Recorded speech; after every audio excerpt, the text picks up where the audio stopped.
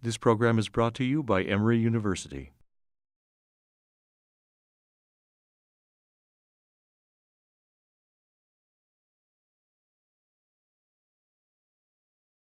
Good morning, everyone, and welcome to Grand Rounds for Emory Heart and Vascular.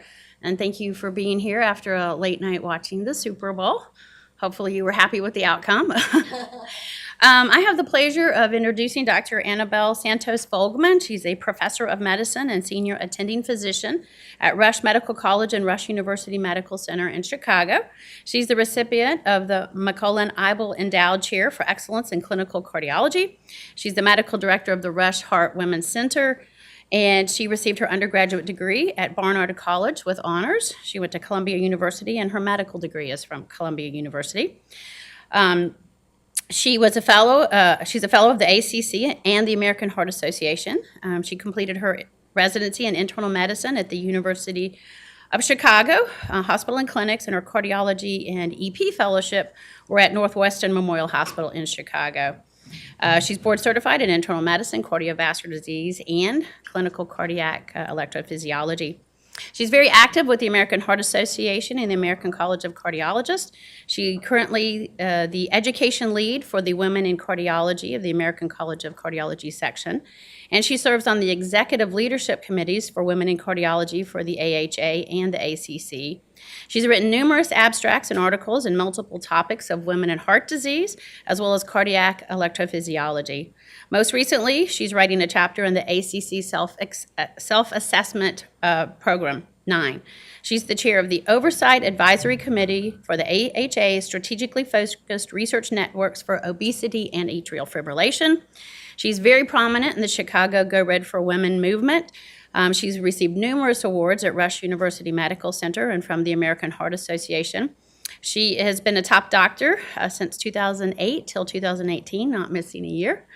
And she is also among the exceptional women in medicine. She's listed as the top 1% of doctors in Castle Connolly Medical List of top doctors, and she's on the National Scientific Committee for Women Heart. She's going to talk to us today on the very interesting topic of sex, strokes, and atrial fibrillation.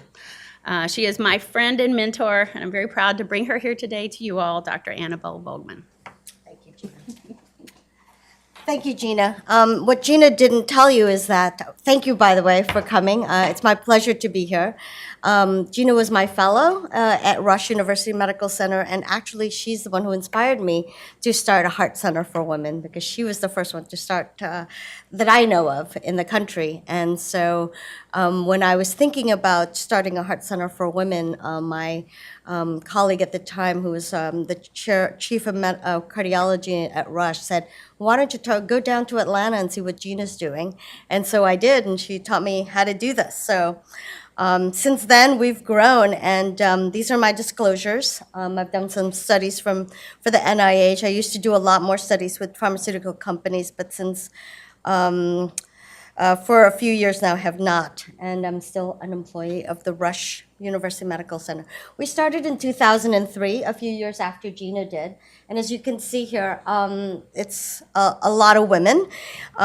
I was the only female cardiologist who's really seeing patients. To my right is Lynn Brown, who's famous for her work in preventive cardiology.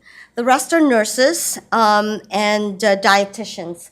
And we had a psychologist at the time, and the one to the very far right is actually a practitioner of Eastern medicine. So she would do acupuncture, and it was very helpful for our patients.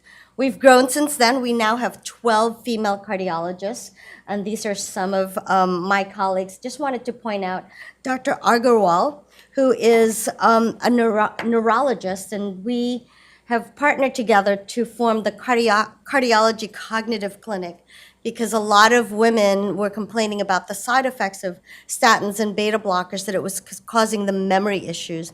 And we were doing genetic studies in our patients, and they would get ApoE4 in their genotype, and I wouldn't know what to do with them. And so she's been helping us figure out what to do with those patients who complain of cognitive decline with our medications. And a lot of time, she'll evaluate them and tell them that it's not your medications, you're just under a lot of stress, or they are actually having Alzheimer's symptoms. The one male cardiologist, I was telling Dr. Morris, is Dr. Kalra, who's an imager, and he's also a great addition to our group. Dr. Okwiosa is our cardio-oncologist.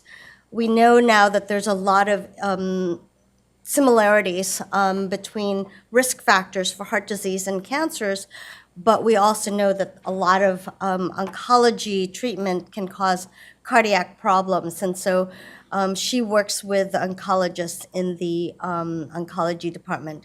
Dr. Marie Poulin is our first interventional cardiologist, female cardiologist, and she does TAVRs and structural heart interventions. And we've always had nutritionists and psychologists, and they are really a big part of our multidisciplinary approach to taking care of women in the Rush Heart Center for Women. This is our Go Red 2018 group, so we've grown a lot, and in the beginning, we didn't have as much support from our department as we would have liked. The men didn't want to wear red, and over the last 15 years, I think I've convinced some of them to really embrace this, and even our difficult cardiologists who say, there's no difference in men and women, have really realized that there actually are a lot of differences, sex and gender differences in heart disease in women and men. And we're going to talk about that in this topic of atrial fibrillation. And by the way, the sex part of this talk is not like sex, what you think is sex, but sex and gender. So we're going to talk about women and atrial fibrillation. And I was giving a talk at this Go Red for Women executive leadership team, and we're talking about the new hypertension guidelines. And it said that male sex was a risk factor. And they said, well, what does that mean? I was like, well, you know, men, being a man is a higher risk factor for hypertension. And they said, oh, we thought you mean having male sex, like having sex with men. I'm like, no, that's not, maybe it is, but a risk factor for having high blood pressure. But it's really interesting how sex is interpreted so differently. Anyway, this is actually a graph of the CVD mortality of men and women. And as you can see, in 1979, there were more men dying of heart disease than women. About 30,000 more men died of cardiovascular disease. And back in the 1970s and 80s, we thought of heart disease as a man's disease. And so we took care of our men. The men took care of themselves, the women took care of the men, and statins were introduced and used by men. And what did women use? Women used hormone replacement therapy based on the observational studies that showed that women who took hormone replacement therapy had less heart attacks and cardiovascular disease than the ones who didn't. But those were young women who were using hormone replacement therapy for perimenopausal symptoms. And as a result of us giving hormone replacement therapy to older women, women had worse outcomes. So that by the year 2000, there were 70,000 more women dying of heart disease. And as a result of that, we got women to stop using hormone replacement therapy after the WHI study came out, that it was increasing strokes, heart attacks, and breast cancer. So women stopped using hormone replacement therapy when they didn't need it. It was also the start of the NIH and AHA Red Dress campaign, which really increased awareness about heart disease in women. And cardiac troponins started to be used and identified women who were having small MIs. And this really, I think, made a big difference in how we treated women. And as a result of this, guess what happened to outcomes in women? It was a huge decline, and we are so proud of this because Gina and I have been working for the Go Red for Women campaign, and I think that we really have made a difference in how women are treated. But one thing that is a little worrisome is this uptick, and the most recent publication update of this, statistics update shows that there is this increase in both men and women. So we have our work cut out for us. We're starting to see this increase in CVD mortality again. This is supposed to go down, but I think with the obesity epidemic and the diabetes epidemic, that we're seeing an incline in mortality from cardiovascular disease in both men and women again. So we need to continue our work. I'd like to start off with patient stories. This is my family. This is in our lake house in Michigan, which I was hoping to show Gina someday, but we're just so busy all the time. But this is my family, and people ask me all the time, how many people can sleep in your lake house? And I said, well, depends on the people. We can usually fit 12 white people and 30 Filipinos. So we fit all these Filipinos in our lake house. I mean, they don't all have beds, but we're smaller people anyway. But what I wanted to point out is the person in the middle here is my mom. And as you can see, she's in a wheelchair, and she's had 2 strokes. And it was found later on that she had atrial fibrillation, but she had a hypertensive stroke. And since then, this was about 15 years ago, she's just never been the same. Our family has never been the same. And it's devastating. And so I really have vowed to help prevent strokes in all patients. But it's a life changer. And if we can decrease the number of strokes in all people, I think it would help not just that patient, but the whole family and the whole community. Because she used to be so active in so many activities, and after her stroke, she just couldn't manage that anymore.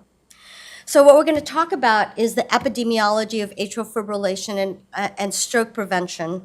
But I want to do it from a woman's standpoint. Also discuss why women have a higher risk of strokes with atrial fibrillation. And then I'd like to touch on atrial fibrillation and dementia.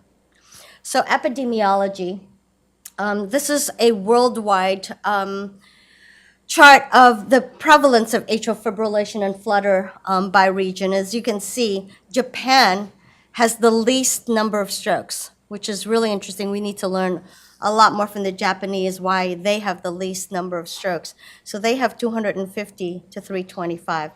And guess what Americans and Canadians have? Are they going to be similar to China, Europe?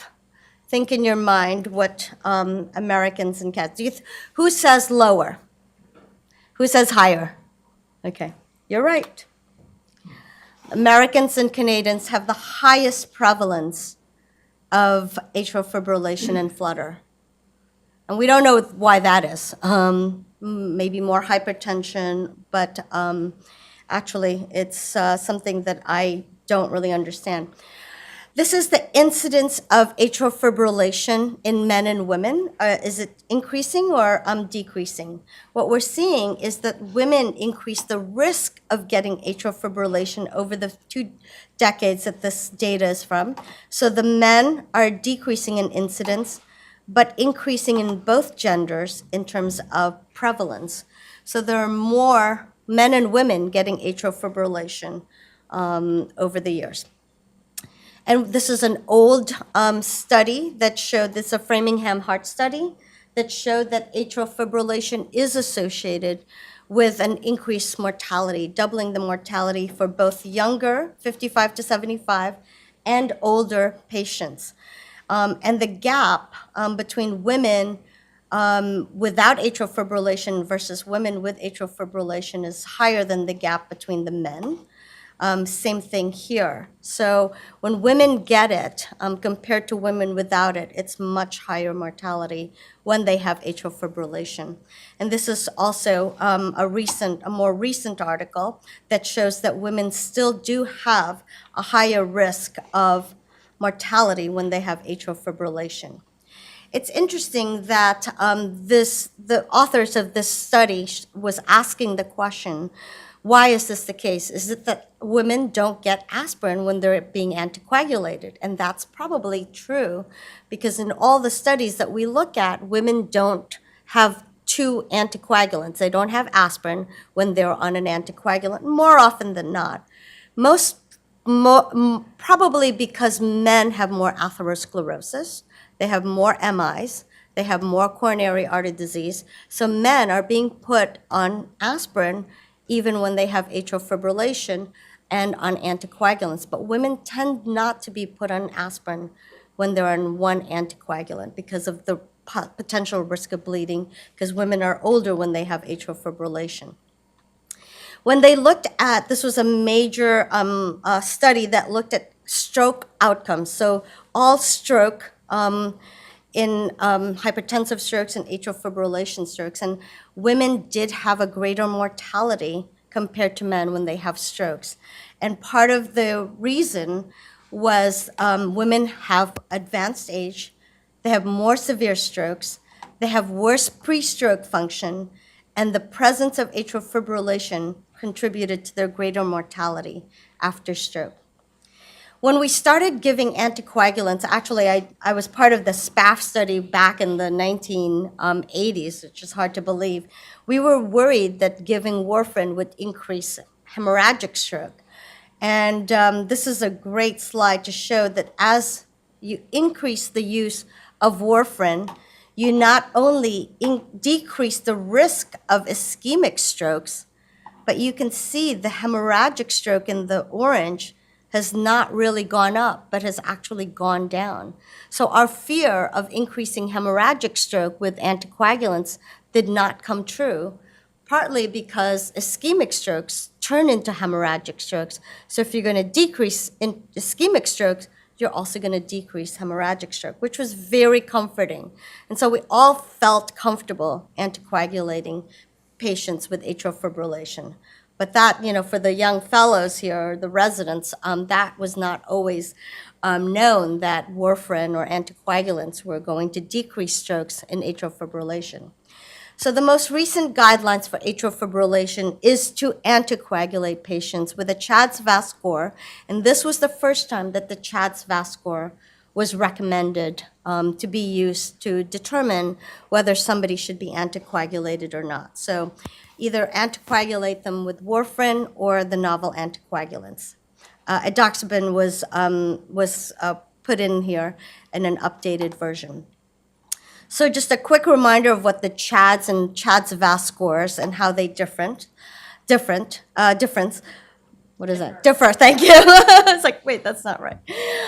So age greater than 75 was given another point. And interestingly, I think the fact that having this, the vascular disease, is probably more for men because women don't have as much, but I mean, they do. But adding the female sex actually changes the way we're going to anticoagulate. And some people don't feel as comfortable with that, using female sex as a risk factor, but it is. I mean, all the studies have shown that women have a higher risk of stroke and mortality when they have atrial fibrillation. So I think that this is really going to help women going forward. So Dr. Christine Albert was the senior author of this study to look at why women have more strokes when they have atrial fibrillation. Well, we know that the increased risk of stroke may be because women are older, they have a more hypercoagulable state. Why do women have more hypercoagulable state? When you think about it, women have menses, and they need to shed, and they need to clot. And they probably have mechanisms in our biological system that allows us to have a hypercoagulable state at certain times during our periods or our menses. So women tend to have more hypercoagulable states. So that's probably a risk factor for us. We have less optimal risk factor control. We have a higher use of digoxin, which we know has also been implicated as increasing mortality in some studies. And I'm going to talk a little bit more about that because there are some new findings that I find very interesting, and I think you'll be surprised as well. Women have a higher NT-proBNP, so they have more heart failure. And this heart failure, there's more HFpEF, so there's more heart failure with preserved ejection fraction in women than in men. They are more hypertensive as they get older, and there's more visit-to-visit blood pressure variability. So this variability in blood pressure, low cardiac, leads to low cardiac output, which may lead to more left atrial appendage deposition of clots. So advanced stage is a risk factor. And in the studies looking at the age of people being discharged, so this is the National Hospital Discharge Summary from the CDC, it showed that approximately 45% of the patients were males, which means that 55% of them are women that are being discharged with atrial fibrillation. So there are more women being discharged with that diagnosis. And the mean age was about 8 years more for women. So usually about 8 to 10 years older for both MIs and atrial fibrillation. How about diastolic dysfunction? More women compared to men in patients with heart failure have this preserved ejection fraction. So in this study, it was 67% of the women who presented with heart failure had HFpEF as opposed to the men. The men had more HFrEF or reduced ejection fraction. So that's another interesting thing, which is bad for women because we don't know the best treatment for HFpEF. We don't have ACE inhibitors and beta blockers or isosorbide hydralazine being known to reduce cardiovascular mortality, as we don't know that for HFpEF. So all we can do is really to prevent the volume overload and to treat that atrial fibrillation when they have atrial fibrillation with HFpEF.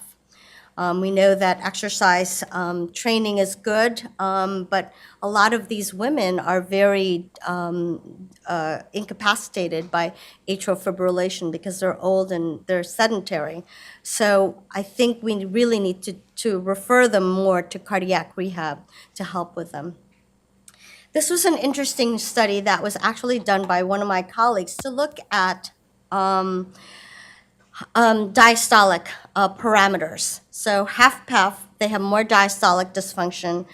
And we looked at TEEs and diastolic parameters. And what Dr. Dukey found is that CHA2DS2-VASc is a good predictor of left atrial clots. But what's an even better predictor are diastolic dysfunction parameters. So people with this lateral E velocity or lateral E to E prime velocity ratio is a higher predictor of left atrial thrombus. So I think it would be really, if you're looking in the echo lab and you have a patient with diastolic dysfunction who has atrial fibrillation, it might be good to report that they have these high velocities or E to E prime ratios that are higher that may be indicative of more left atrial thrombus. How about warfarin? How do women do with warfarin? Well, actually, women gain better risk reduction with the use of warfarin compared to men. But women over the age of 75 in 2007 were 54% less likely to receive warfarin. And they were twice as likely to receive aspirin. And we know that aspirin is not a good stroke preventer for women with atrial fibrillation, only a 20% reduction compared to 44% reduction for strokes in men. This was a study to look at prescriptions filled. So are women not filling their prescriptions? And this showed that women were filling their prescriptions. They were adhering to warfarin treatment, but they still had a greater risk of stroke. And this was seen mostly in women over the age of 75. And when we looked at why this is the case, actually this is a study that Dr. Wenger and I published in 2006. We were part of the SPORTIVE trial, which was looking at zymalagatran, which did not get approved because it was increasing liver problems in women. we saw that women had more interruptions of their warfarin treatment compared to men. And as you know, women get breast biopsies, they get colonoscopies, they have more interruption of their warfarin treatment. In the sportive trial, it was 2% versus 1.4%, and that was statistically significant. And women had more thromboembolism when they were off their warfarin compared to men. So when we stopped our warfarin, we had more strokes and more thromboemboli. And that was also statistically different. In the Affirm trial, which was rate control versus rhythm control, we looked at whether women had more strokes, and they did in the Affirm trial, and they actually were found that women were in therapeutic range less than men, and this may actually be better when women use novel anticoagulants. And that has been found in this meta-analysis study. Dr. Sharma is actually one of my colleagues who's an author of this trial. This is a meta-analysis of all the 4 anticoagulants, novel anticoagulants. And women, we know, had more residual risk of stroke with warfarin. And so they looked at the novel anticoagulants compared to warfarin and found that there was no clinical disadvantage with using NOACs in terms of strokes in men and women. So women may actually have less strokes compared to men, compared to using warfarin when you use novel anticoagulants. This was a meta-analysis. This has not been seen in the clinical world. So this was using the novel anticoagulant studies. So they also found that there was less major bleeding in women when they used NOACs. So are NOACs better for women? I tend to believe this study. It's a lot easier for my patients, and if their insurance company will pay for it, that's what I usually use. So we looked at the 4 novel anticoagulants. This was a study that one of my fellows, actually he was a resident. Dr. Mosley is a resident, and he did 2 years of pharmacology, and I took advantage of that. It's like, okay, you're the right person to do the study. And he was brilliant, actually. He took all 4 major studies of the 4 novel anticoagulants and compared whether there was any difference in men and women and the use of this in terms of pharmacological, pharmacokinetics, and pharmacodynamics, and found that there was no difference among them when it came to the genders. So you can use them interchangeably, and I would go with whatever the insurance companies will pay for. So I'm going to turn now to digoxin, because I think that digoxin is a very interesting drug. We all know and love it, but also hate it. So women with atrial fibrillation and heart failure is a big problem, because women tend to have more use. Women are put on digoxin more than men, and it has been seen that there's more mortality with digoxin. So some studies have not shown that, but there are a lot of studies that have shown that digoxin increases mortality. So that's very interesting, because more women are being given digoxin. What I want to point out is last year, these 2 studies were published, didn't get a lot of attention, so I want to give it more attention. This was digoxin and the risk of breast cancer. We all know that digoxin does all kinds of bad things to the EKG, similar to estrogen. So it's an estrogen mimetic, has estrogen mimetic properties. And maybe there's something about that that causes problems with breast cancer. This is the WHI study, 15-year follow-up of about 90,000 women. So this is a big study. They saw that there was a 5.7% incidence of invasive breast cancer, and there was a 19% excess risk of breast cancer in atrial fibrillation. But if you look at cardiac glycoside use, it was strongly associated with the incident of invasive breast cancer. 68% increase, so 70% increase. So this was published in 2017. It was actually accepted for publication in 2016, but I don't remember hearing anything about this. And so I just wanted to take a closer look at this. They also looked at colorectal cancer risk in women, did not find any increase in colorectal cancer. But let's look at breast cancer a little closer. So in patients with or without atrial fibrillation, with or without cardiac glycosides, this is the referent value, no Afib, no use of cardiac glycosides. This is our referent value, so that's 1. There was no increase in breast cancer if you just have atrial fibrillation, but you were not put on cardiac glycoside. But if you were put on cardiac glycosides, whether you had atrial fibrillation or not, there was an increase, statistically significant increase of breast cancer. This was shocking.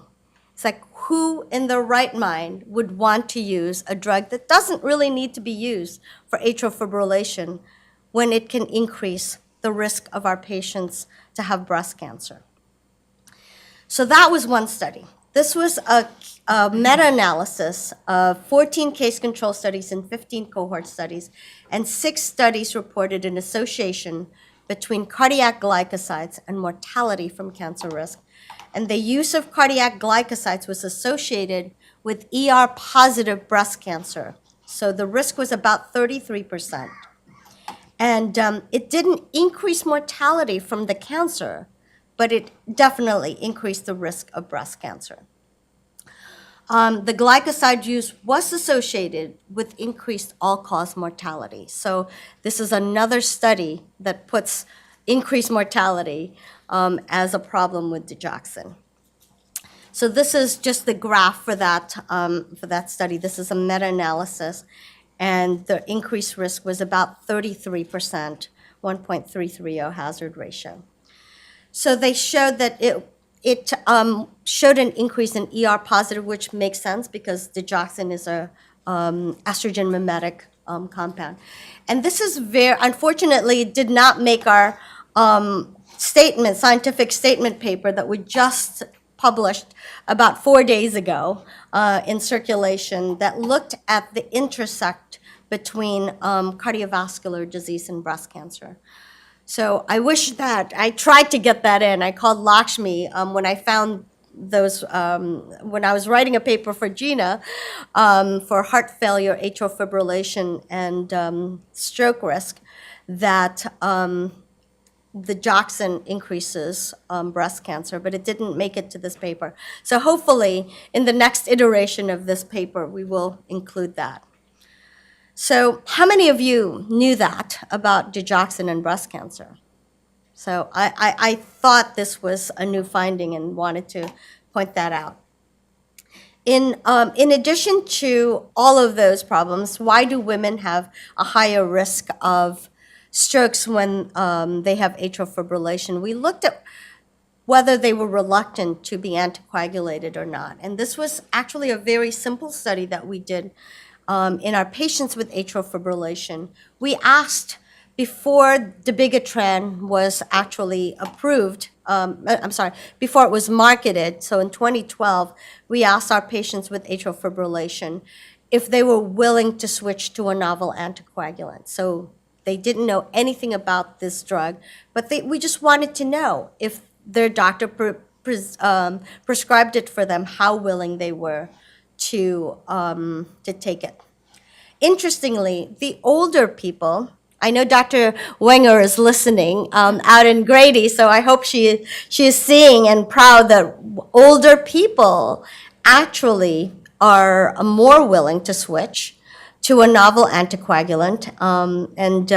We had some ideas that maybe they just didn't want to go to the hospital to get their INRs checked more often. But women were more reluctant. Men were more willing to take a novel anticoagulant or switch to a new drug than the women were. So we really need to educate our women about the advantages of novel anticoagulants in atrial fibrillation. So in the last few minutes of my talk, I'd like to talk about the link between atrial fibrillation and dementia. And so this is another group picture. I'm not in the picture because I was taking the picture, but this is my husband's family. This is the white group that can fit in our house, much smaller than the Filipino group. But I point this out because the matriarch and patriarch of this family are my mother-in-law and her brother, my uncle-in-law, who are now deceased, but they both developed dementia, Alzheimer's dementia. So naturally, I didn't want my husband to get Alzheimer's, and so I started looking at the risk for Alzheimer's and realized that we really need to be working with them because we have the same risk factors for heart disease as dementia. And when I started partnering with my cognitive neurologist, she said, oh yeah, we know that heart disease is a big risk factor for dementia. And even if they have dementia already and they develop heart disease, it makes it a lot worse. So we started to partner, and I started looking at the risk of dementia, and atrial fibrillation is a big risk factor for dementia and Alzheimer's. So not only does atrial fibrillation increase the risk of congestive heart failure strokes, but also dementia. And it's a big problem because as people live longer, we're going to be seeing both these problems in the future. We know that women are also at higher risk of Alzheimer's than men. They do live longer, but above and beyond the age difference, women still get more dementia if you control for age. And you don't have to have strokes to develop dementia. They just have to have atrial fibrillation. They do not have to have a stroke, but they are still at increased risk of not only dementia, they have memory and cognitive impairment and hippocampal atrophy seen in imaging. So Dr. Ruskin, who is an electrophysiologist, who's one of my mentors, has been very interested in this. It's interesting, as we get older, we get interested in diseases that will affect us. So Dr. Ruskin is getting up there, and so he's becoming more interested in cognitive impairment and has written multiple articles about atrial fibrillation since he's an electrophysiologist, and it's linked to cognitive decline. So we know that atrial fibrillation, the comorbidities include age, hypertension, diabetes, and heart failure, which all actually contribute to cognitive impairment and dementia. But atrial fibrillation by itself can also contribute in different ways. We know that people with atrial fibrillation have a hypercoagulable state, which could lead to thrombus formation, which could lead not only to clinical stroke, but also silent infarcts. There have been a lot of studies to show that people with atrial fibrillation have a lot of microinfarcts or silent infarcts, which would definitely lead to dementia. There's more inflammation. They have higher CRPs and IL-6 numbers.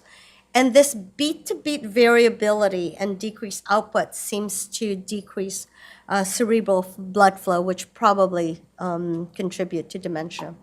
Interestingly, in patients who were treated with warfarin, depending on their time to therapeutic range, so the time that they spend in an INR of 2 to 3, determined how well they did in terms of cognitive decline.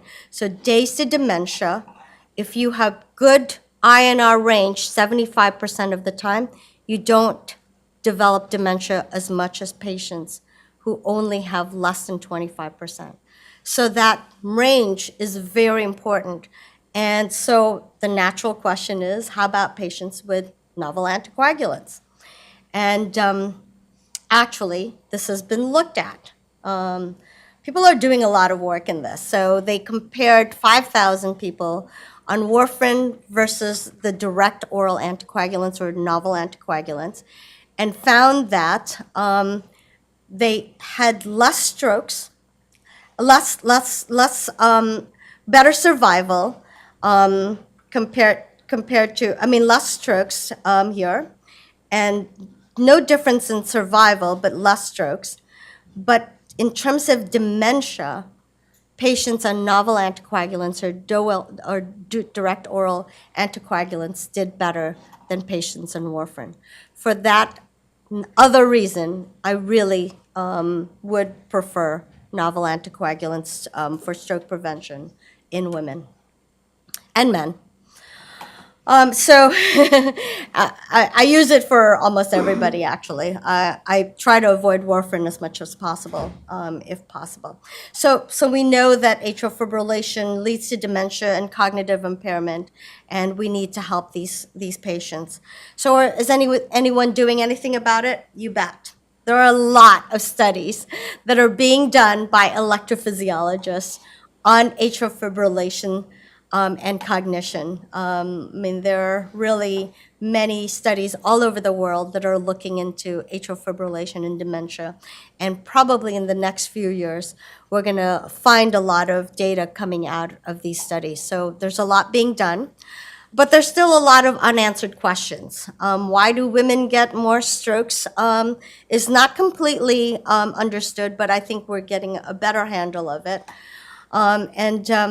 I wonder if patients with HFpEF are actually not being anticoagulated as much as patients with HFrEF, because they're not presenting with congestive heart failure as much, or we're not labeling them as having congestive heart failure.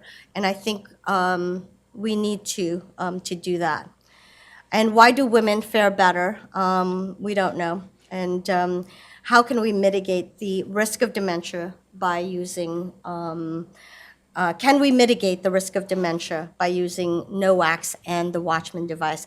The Watchman device has become a very popular treatment now in our patients. Once we got going with it, they started using it a lot. Patients who can't be on anticoagulants can now be safely treated with a Watchman, and it's as good as warfarin. I don't know about novel anticoagulants, but the most recent data was that it was as good as warfarin. So I'm being encouraged by that.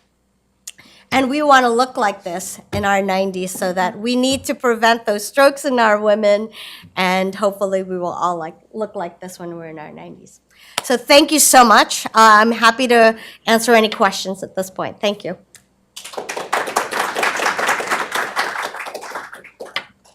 Okay.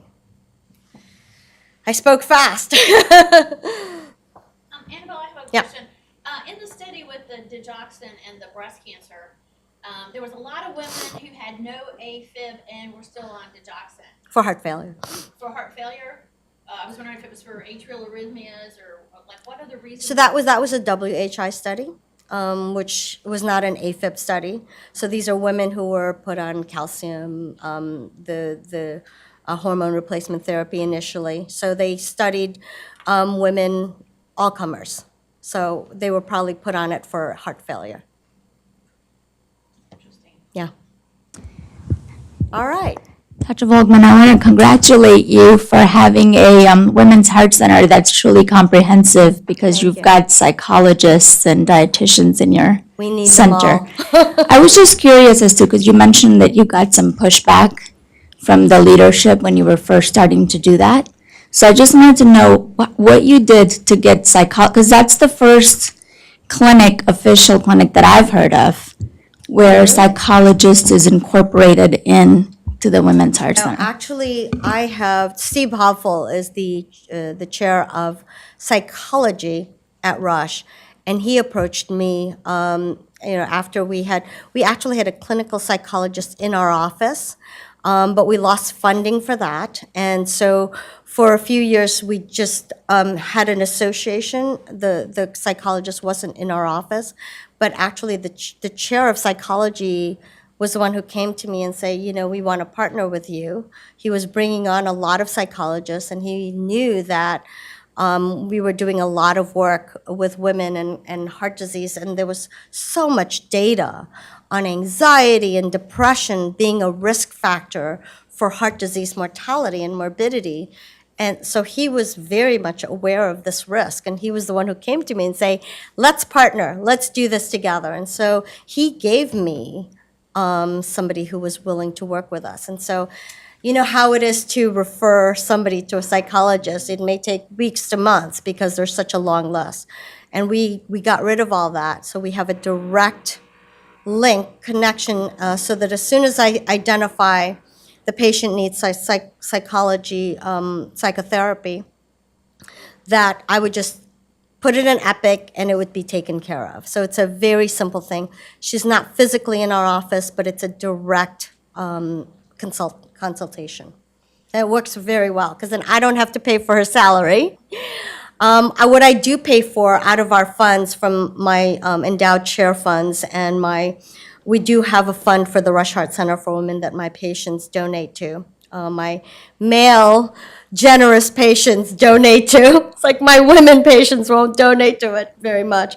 But our male patients, who I do take care of male patients, and I guess they have more money, so they donate to the Rush Heart Center for Women. We use those to fund free nutritional counseling, because insurance companies won't pay for nutritional counseling unless they have diabetes or kidney disease. And most of my patients who don't have diabetes need that counseling to lose weight and to eat healthy.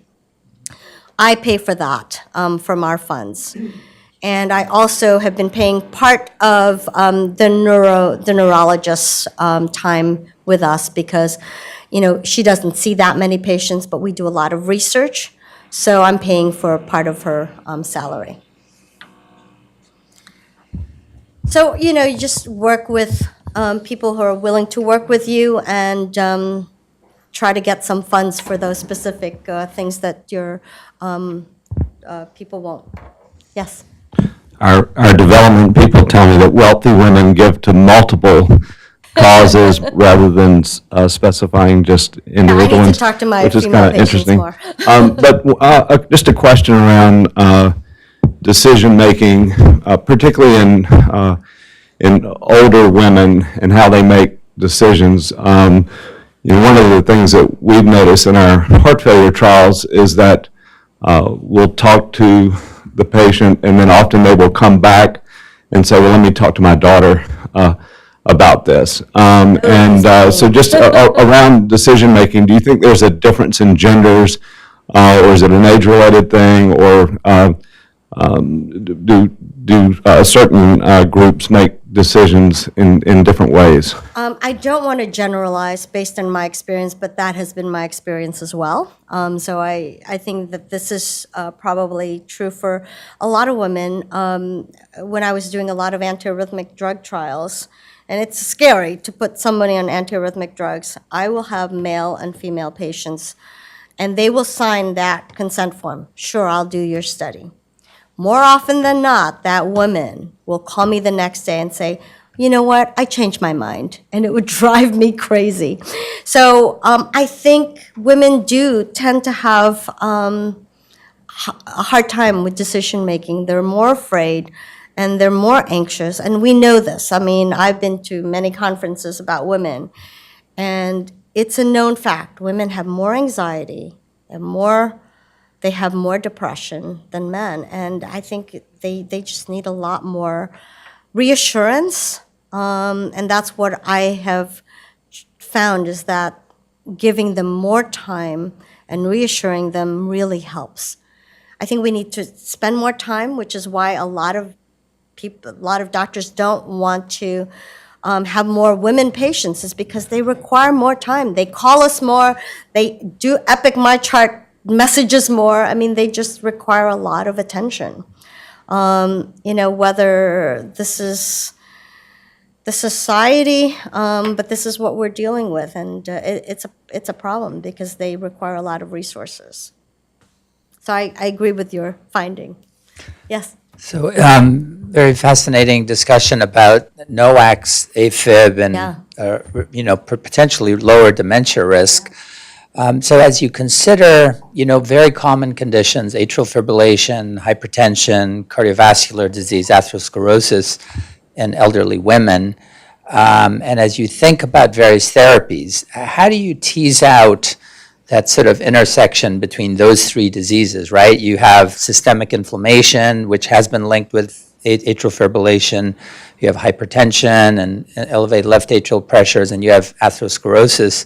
So when you think about the mechanisms of dementia, do we think it's more sort of vascular fixed dementia? Do we think it's embolization?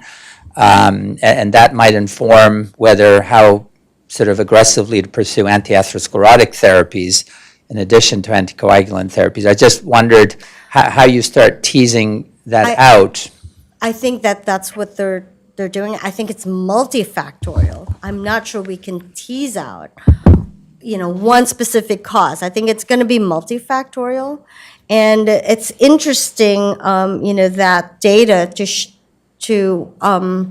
show that more men are being put on aspirin when they have atrial fibrillation and atherosclerosis. I think we're going to need to take a better look at that, because we probably should add an aspirin to our women patients with known atherosclerosis. And I don't think we've been as aggressive. I know in my practice I have not been as aggressive because I am scared for them to bleed. They do bruise more easily. They do bleed more easily. But I think that's going to be a very important addition.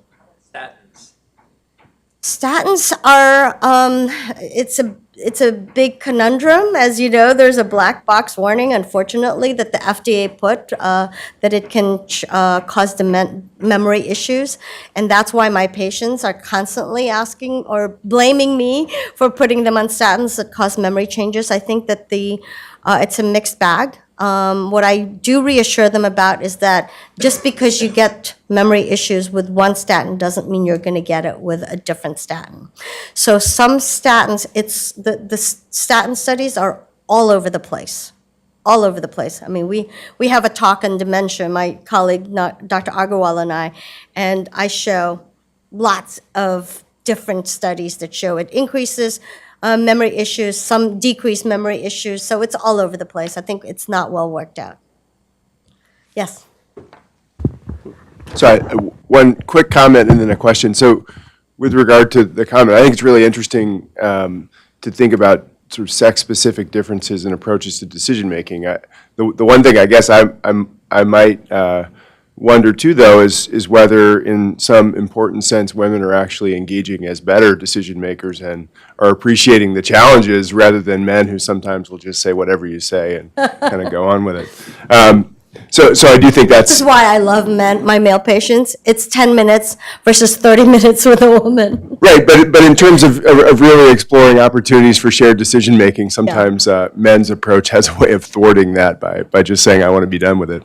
The second question, I guess, is just whether, and I know the set of trials you mentioned at the end is getting at these questions, but I wonder whether as someone who's thought through these data, you mentioned multiple potential mechanisms for the connection between atrial fibrillation and dementia. Do you have a sense for whether it's things that are likely to be addressed by rhythm-based approaches or more sort of stroke risk approaches?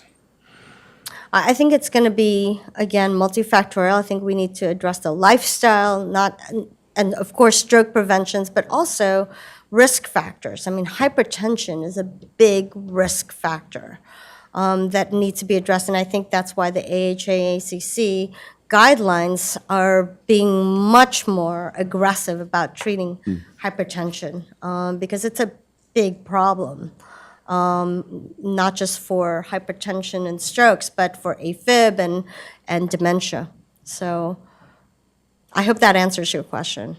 Well, I was more curious, particularly with people with atrial fibrillation, you mentioned mechanisms like variation in pulse pressure and things like that. Do you think that, do any of the data, for example, looking at rhythm control approaches, do they show similar sex-based differences in dementia rates or differences in dementia rates based on whether rhythm control has or hasn't been achieved, in the same way that some of the studies looking at thromboembolism risk has? Well, that remains to be seen. Like I said, those studies are being conducted right now, and I'm sure they will look at the sex and gender differences in those. And if they don't, we need to, because it's a big problem in women. But hopefully, you know, we'll get some data in the near future to answer that question.